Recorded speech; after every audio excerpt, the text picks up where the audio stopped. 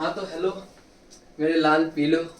आज फिर हैं हम एक नए सवाल के साथ। सवाल कुछ है, A B C is a cyclic quadrilateral whose diagonal intersect at point A E and angle हमें दे रखा है। एंगल कौन सा दिया है? D B C. Angle D B C 70 है। Angle B A C B A C मतलब इस भाग का इतना एंगल हमें दे रखा है। फाइंड क्या करना है? Find angle B C D. पहले हमें इतना करना है। फर्दर में एक कंडीशन दे दी है, फिर उसके बाद ये एंगल हमें फाइंड करना है। तो पहले ये फाइंड करना है और ये प्रॉपर्टी अभी यूज नहीं हो सकती। क्यों? क्योंकि ये फर्दर कंडीशन है। अगर ऐसा हो तो फिर एंगल क्या होगा? तो हम क्या करेंगे, पहले इसे सॉल्व करेंगे। देखो, इसको सॉल्व करने से पहले देखते हैं क्या हम कर सकते हैं इसमें। ये एंगल दे रखा है, ये एंगल पूछा है। अगर ये पूरा एंगल हमें दिया होता तो हम कह देते कि सर साइक्लिक क्वाड्रिलेटरल है, इन दोनों का सम होगा 180 डिग्री और ये एंगल हमें मिल जाता। लेकिन उसने इतना ही एंगल दे रखा है, तो कुछ और करेंगे। अब क्या करेंगे वो देखते हैं। अगर मैं ये कॉर्ड लूं, नीचे का सेगमेंट है जिसमें कोई एंगल नहीं है, ऊपर के सेगमेंट में दो एंगल बना रहा है। एक एंगल ये बना रहा है, एक एंगल ये बना रहा है। तो ये वाला जो एंगल है वो ये वाले एंगल इस एंगल के इक्वल होगा। लेकिन इस एंगल का हमें कोई काम नहीं है, तो हटाओ, ये वाले कॉर्ड से कुछ नहीं हो सकता। अब ये कॉर्ड देखो, डीसी देखो, डीसी।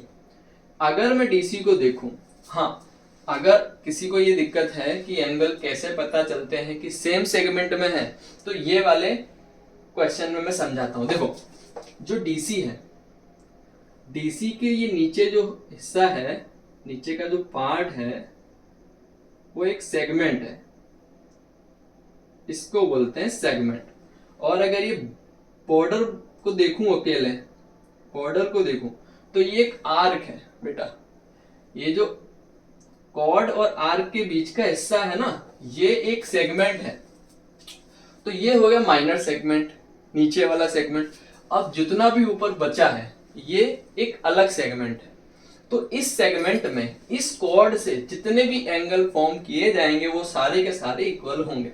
अब कॉर्ड जब एंगल बना रही है तो कुछ बच्चों को दिक्कत होती है, सर एंगल पता नहीं चल रहे, इतने सारे एंगल बन रहे हैं, कौन सा एंगल है? देखो, सिंपल सा बताऊं मैं तुम्हें, ये कॉर्ड है तो ये कॉर्ड बेस में होनी चाहिए। कोई भी जब ट्रायंगल हम बनाते हैं तो एक चीज बेस में होती है। जैसा आप ट्रायंगल बनाओ, बेस में कुछ ना कुछ होता है। तो बेस में हमेशा कॉर्ड को रखना, डीसी। कॉर्ड रख ली मैंने। अब देख लो तुम, कोई भी एंगल तुम्हें कंफ्यूज नहीं करेगा। देखो, डी और सी से उठाओ लाइन, ये गई, ये आई, तो ये एंगल इसी कॉर्ड ने बनाया। परफेक्ट। एक सेगमेंट ऊपर वाले सेगमेंट ने बनाया। अब इसी कॉर्ड ने एक और एंगल बनाया, वो ये रहा। तो एंगल डी ए सी क्या होगा? ये भी 70 होगा। क्यों 70 होगा पता चला? ये सेगमेंट तो नीचे वाला है, जो बच गया वो मेजर सेगमेंट है, ऊपर वाला सेगमेंट है। तो इसमें जो एंगल होंगे, ये कॉर्ड से बने होंगे, वो सारे के सारे क्या होंगे? इक्वल होंगे। तो ये एंगल इक्वल है। तो मैं लिख देता हूं, angle D A and C is equal to angle D B C, because equal to 70 degree. क्यों है इक्वल? क्योंकि angle in the same segment, same segment में एंगल है, इसलिए इक्वल है। अब हमें क्या फाइंड करना था? बी सी डी करना था, बी सी डी। अब सोचो, बी सी डी हमको मिल जाएगा कि नहीं? कैसे मिलेगा? देखो, angle D A B plus angle B C D is equal to 180 degree. ऐसा मैं क्यों लिख रहा हूं? तो मैं ये इसलिए लिख रहा हूं बिकॉज एंगल जो है, एंगल इन साइक्लिक क्वाड मतलब क्वाड्रिलेटरल, साइक्लिक क्वाड्रिलेटरल में जो एंगल होते हैं उनका सम 180 डिग्री होता है। तो एंगल DAB हमें टोटल क्या हो गया, एंगल DAB, इन दोनों एंगल को मिलाने पर ही एंगल DAB बन रहा है ना पूरा एंगल। तो ये पूरा एंगल कितने डिग्री का हो गया, 100 डिग्री का। Angle BCD 180 degree.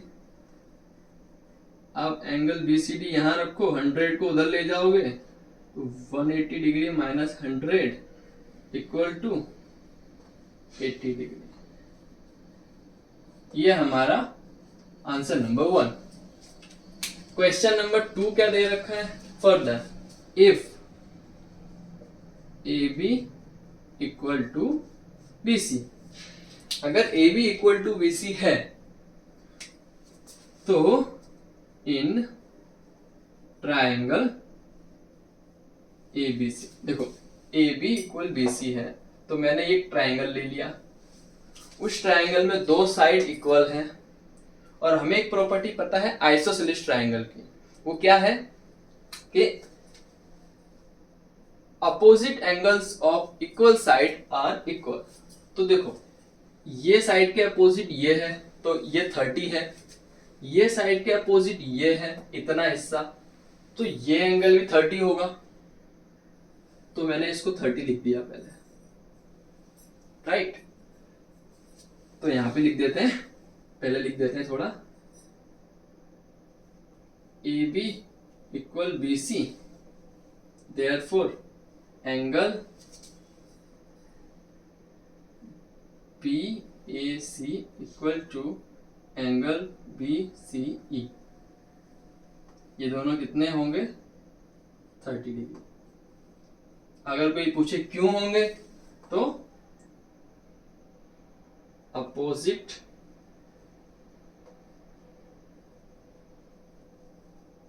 Angle of equal sides are equal. ये हो गए इक्वल। तो अब मुझे आप बताओ ये पूरा एंगल हमें कितना मिला था, एंगल BCD हमें कितना मिला था, 80 डिग्री। ये 30 है तो ये कितना बचा, देयरफॉर एंगल, कौन सा एंगल, E, ये रहा point, intersection point ECD is equal to angle BCD minus angle BCE। BCD हमें कितना दिया था, 80 डिग्री मिला था, BCE हमें 30 डिग्री मिला है, तो एंगल क्या बचा,